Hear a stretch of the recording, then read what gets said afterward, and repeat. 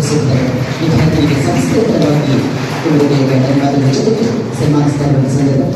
ಇಂಗ್ಲಿಷ್ನಲ್ಲಿ 99, ಕನ್ನಡದಲ್ಲಿ 98, ಮ್ಯಾಥ್ಸ್ನಲ್ಲಿ 94, ಸೈನ್ಸ್ನಲ್ಲಿ 98, ಸೋಷಿಯಲ್ನಲ್ಲಿ 98 ಅಂಕಗಳನ್ನು ಗಳಿಸುವ ಜೊತೆಗೆ ಜಿಲ್ಲಾ ಮಟ್ಟಕ್ಕೆ ದ್ವಿತೀಯ ಸ್ಥಾನವನ್ನು ಗಳಿಸಿ ಶಾಲೆಯ ಕೀರ್ತಿಯನ್ನು ನಡೆಸಿರುವಂತಹ ಸಿಎಂ ಅವರಿಗೆ ಸಂಸ್ಥೆ ಪರವಾಗಿ ಸನ್ಮಾನ.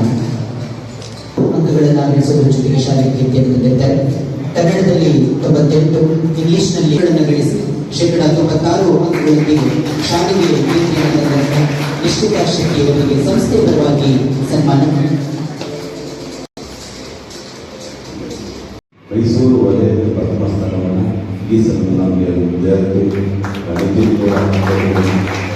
ಹಾಗೂ ಅತಿ ಹೆಚ್ಚು ಮಾರ್ಕ್ಸ್ನಿಂದ 99.7%. ನಮ್ಮ ವಿದ್ಯಾರ್ಥಿಗಳು 99.2%. ಅಂದರೆ ಎಷ್ಟು ಹತ್ತಕ್ಕೆ ನಾವು CBSE ಬೋರ್ಡ್ ಕರ್ನಾಟಕ ರಾಜ್ಯ ಮಟ್ಟದ ರ್ಯಾಂಕನ್ನು ತಿಳಿಸದೇ ಇರಲಿಲ್ಲ. ರಾಜ್ಯ ಮಟ್ಟದಲ್ಲಿ ನಾವು ಬಹುಶಃ 3-4 ಮಟ್ಟದಲ್ಲಿ ಇರ್ಬೋದು.